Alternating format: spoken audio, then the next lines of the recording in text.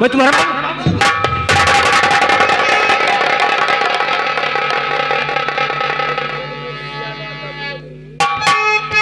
बेटी सीता एक कैसा हालत बना लिया है। तुम्हारी आंखों में आंसू, तुम्हारी हालत देख के तो मेरी आंखों में आंसू आ गए। क्या बात है बेटा? बाबूजी, बाबूजी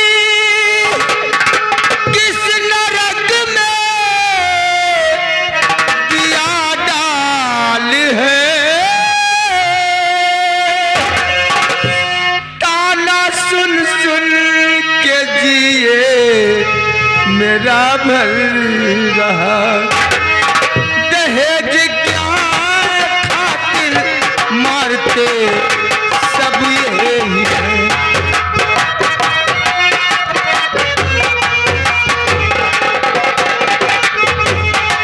दहेज के खातिर मारते सब यही है। इससे बेहतर मुझे मर जाना ठीक है। दहेज के खातिर सब मुझे मारते।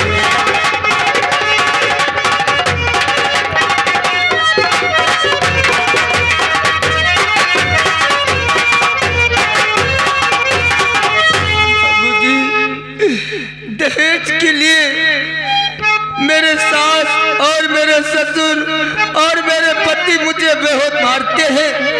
और यहाँ तक मेरे ससुर ने मेरे कमरे पर आकर के और मेरी इज्जत लूटने को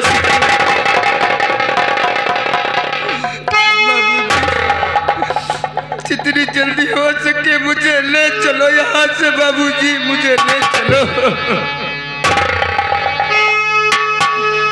मेरी बेटी लली, मेरी सीता लली, देख करके तुझे रहा है जिगर। सुन रहा था मैं क्या देखता इस घड़ी।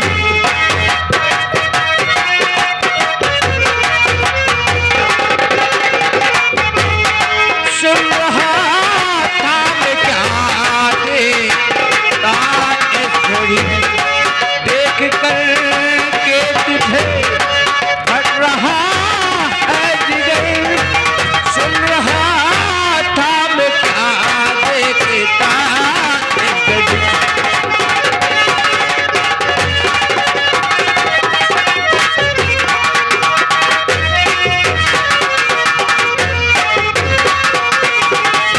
दहेज के लिए पूरे परिवार भर तुझे मारते पीटे सताते हैं और यहाँ तक कि त्रिलोकीनाथ तेरे कमरे में आए, उन्हें शर्म नहीं आई। बेटी मैं आ गया हूँ, अब तुझे विदा करवा कर अपने साथ ले चलूंगा। यहाँ एक पल रहने नहीं दूंगा। हाँ, अपने साथ लेकर चलो। अभी मैं त्रिलोकीनाथ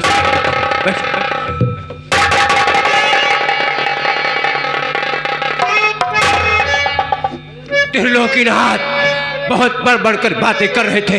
मैं आ रहा हूँ तुम्हारे पास। मैं देख रहा हूँ कि मेरी बेटी की हालत आप लोगों ने कैसे कर दिया है।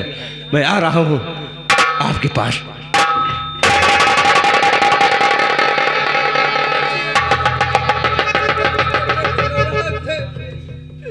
मुझे ले चलो बाबू, मुझे भी आऊंगा, तुझे विदा करवा कर अपने साथ लेकर चलूंगा।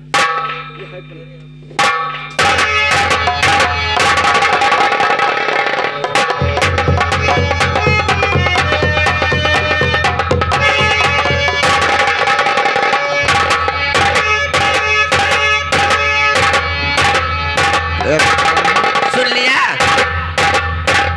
उसने तो सब कुछ बता दिया। अब क्या होगा? क्या होगा? अबे समझे जी, गुस्से में लाल पीला होकर आएंगे। हम तो कुछ बोला बना। मैं उनके सामने झूठा नाटक करूंगा, उनके हाथ जोड़ूंगा, पार पड़ूंगा, रोऊंगा, चिल्लाऊंगा।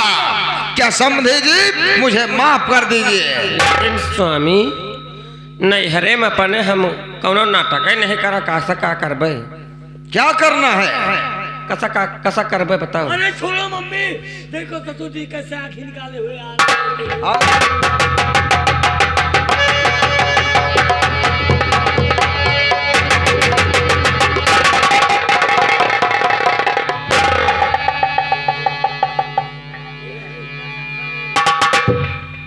त्रिलोकीनाथ, आप तो दहेज विरोधी बनते थे। आपने तो खुद हमारे द्वार पर आकर मुझसे सिफारिश किया और कहा भाई मास्टर दीनानाथ, आप अपनी बेटी सीता की शादी मेरे बेटे से कर दीजिए। फिर मैं आपके बातों का विश्वास मानकर अपनी बेटी सीता की शादी आपके बेटे के साथ कर दिया। वो भी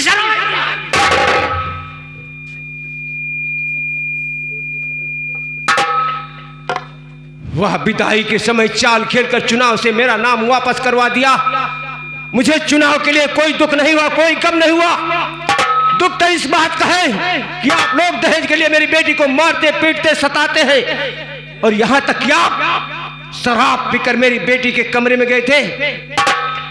आपको शर्म नहीं आती? ये तो अच्छा हुआ आपको शराब की नशा ज्यादा हो गई, इस कारण से बेहोश होकर जमीन पर गिर गए और मेरी बेटी की इज्जत बच गई। मैं पूछता हूं कि मेरी बेटी के ससुर हैं कि आप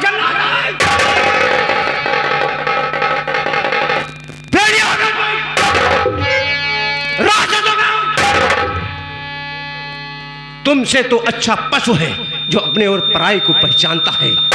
70 वर्ष के हो गए हो तुम, फिर भी तुम्हारे सर पर इसका भूत सवार है। आपको यह भी मालूम नहीं कि बहू हमारी क्या लगती है? अरे त्रिलोकीनाथ, बहू तो बेटी के समान होती है, ससुर पिता के समान होता है, सासू मां के समान होती है, पति परमेश्वर के समान होता है।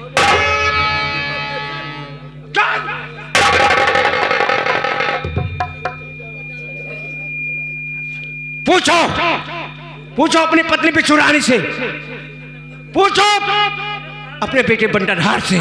मेरी बेटी को मार मार कर इसकी हालत खराब कर दिया है, मैं देख कर आ रहा हूं।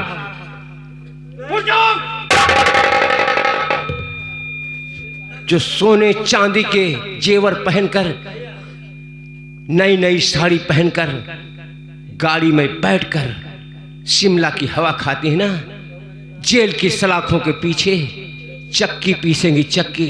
दिल में आता है कि शैतानगंज थाने में जाकर आपके नाम FIR दर्ज करा दूं, तुम पर 2 धाराएं चलाए जाएंगे। महिला उत्पीड़न, दहेज प्रथा, जो फूलपुर क्षेत्र का विधायक बनकर बैठे हो, विधायक बनने के काबिल न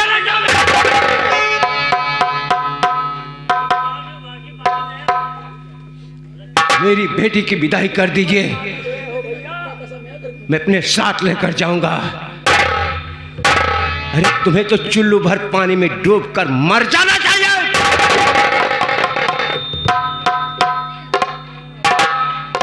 समझे जी, उस दिन मैंने दोस्तों के साथ पार्टी में कुछ ज्यादा पी लिया था और नशे की हालत में पीड़े बिछोरानी का कमरा भूलकर पतो सीता के कमरे में पहुंच गया। तुम्हें नशा कुछ ज्यादा हो गई थी।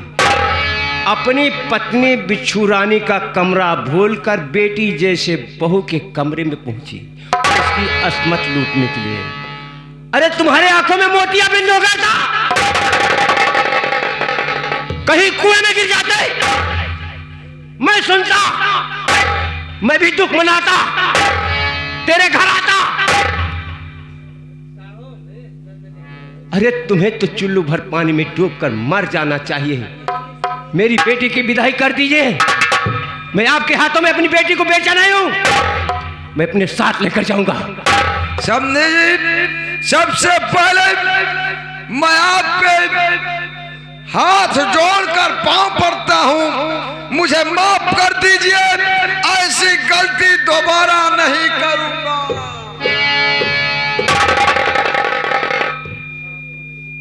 क्षमा करते करते तो मेरा पैर थक गया, फिर भी आप बड़े हैं, बड़े ही रहेंगे।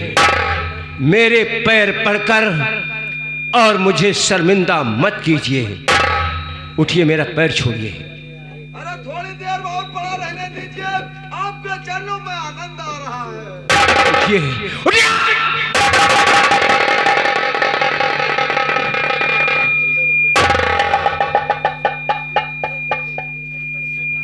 समधी जी,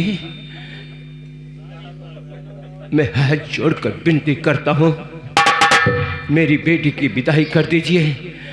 मैं अपने साथ लेकर जाऊंगा, अब यहाँ एक पल रहने नहीं दूंगा मैं। समझे जी, विदाई तो मैं कर देता, लेकिन कल हमारे यहाँ घड़ी पतरी है। अभी तक आपके यहाँ घड़ी पतरी नहीं हुई? जी नहीं। 5 साल के बाद होगी घड़ी पतरी। समझे जी, देखिए जब घड़ी पतरी का कार्यक्रम निपट जाएगा तो मैं अपने बेटे के साथ अपने स्कॉर्पियो गाड़ी में आपकी बेटी को आपके घर पहुंचवा दूंगा। वादा? वादा? कसम खाइए कि मैं भेज दूंगा। मैं कसम खाकर कहता हूं कि परसों आऊंगा और मेरे साथ भेज देंगे। परसों आप आएंगे? हाँ। अरे आपको आने कोई जरूरत नहीं ससुर जी। घड़ी पतरी निपट जाने के बाद हम अपने की स्कॉर्पियो गाड़ी में बिठा करके बहुत जल्द लेकर आपके यहाँ आएंगे, और गाड़ी चलाने में हम बहुत निपुण हैं। गाड़ी स्टार्ट किया, लगाया पहला गेयर, दूसरा लगाया, तीसरा लगाया।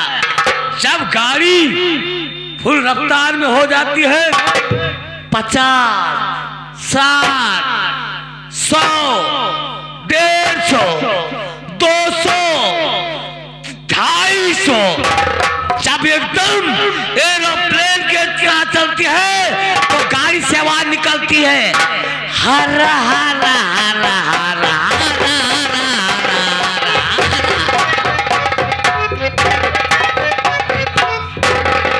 बहुत खूब, बहुत खूब। मैं भी बच्चों को पढ़ाया लिखाया, अच्छी शिक्षा दिया, लेकिन तुम जैसा हरामखोर, नालायक, बेवकूफ ड्राइवर जीवन भर नहीं देखा।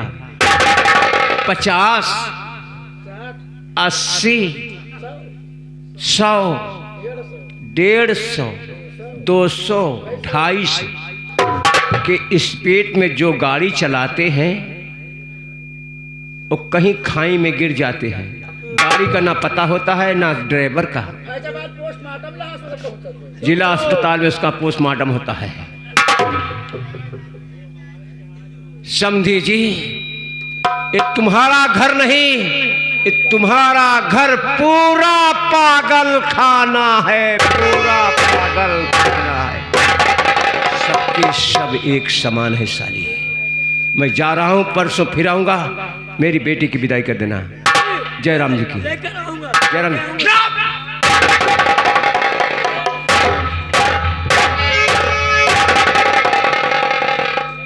अरे बाबा, कहो तो शराब रुक जाओ बेटा बंदरहाट, खून होगा, खून होगा, लेकिन मास्टर दीनानाथ का नहीं, उसकी बेटी सीता का। इसलिए आओ, सबसे पहले हम सिद्धवा के हाथों जाली खत लिखवाएंगे, यानी उसी के हाथों उसके बयान लिखवाएंगे, उसके बाद खून होगा। जल्दी चलो।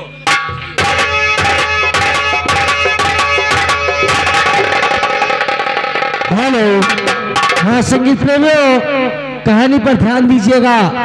इधर सीता से आत्महत्या का सबूत लिखवाने के लिए जा रहे हैं, उधर मास्टर दीनानाथ को बहाने बनाकर वापस भेज दिए। उधर भोला बैठे बैठे अपने घर में अपने पिता व बहन का इंतजार कर रहा है, और दिल में खुश है कि आज उसकी बहन घर आएगी।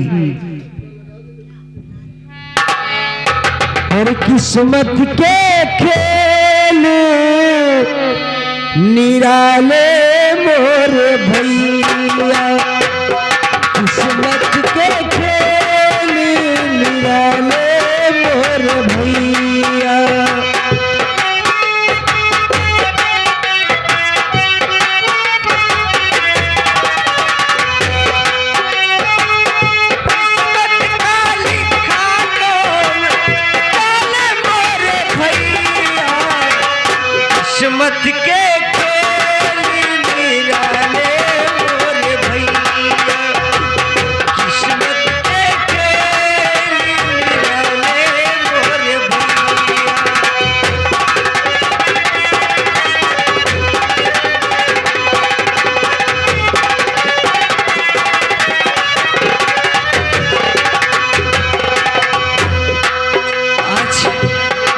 मनाएगी तो उससे खूब सारी बातें करूंगा और दिल को हल्का करूंगा।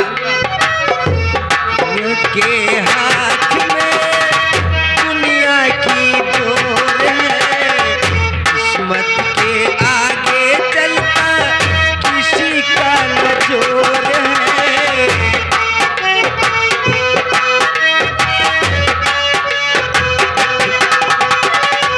किस्मत के हाथ में दुनिया की डोर है, किस्मत के आगे चलता किसी का न जोर है। सब कुछ उसी के, सब कुछ उसी के हवाले मोरे भैया। किस्मत के खेल निराले मोरे भैया, किस्मत के खेल निराले मोरे भैया।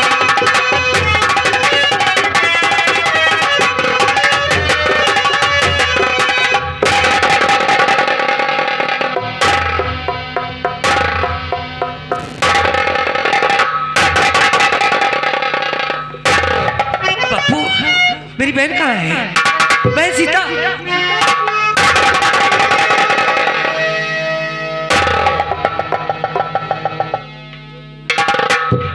पप्पू, बहन सीता कहाँ है?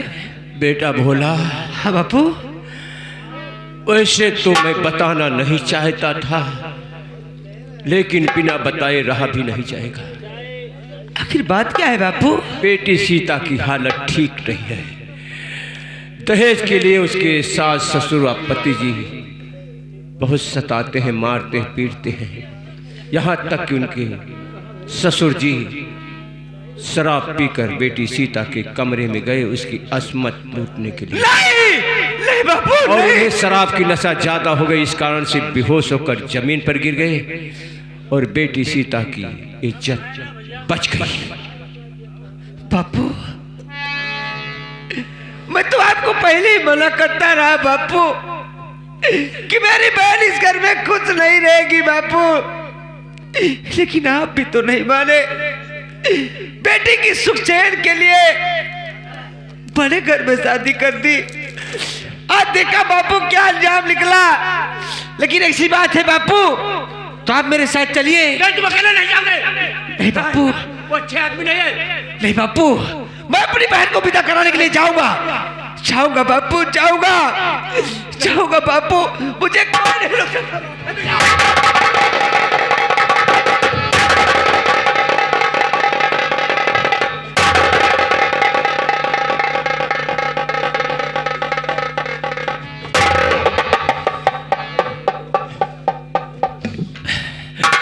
कैसे तुझे समझाऊं कि मैं अपने सीने पर पत्थर रखकर जी रहा हूं। बेटी सीता को तो मौत के मुंह में मैं झोंक दिया, लेकिन अब मैं तुझे नहीं खोज सकता हूं। बेटी सीता का गुनहगार हूं, तुम्हारा भी गुनहगार हूं। एक काम करोगे, मुझे जान से मार दो, जान से मुझे मार दो बेटा बोला, और मैं जी करता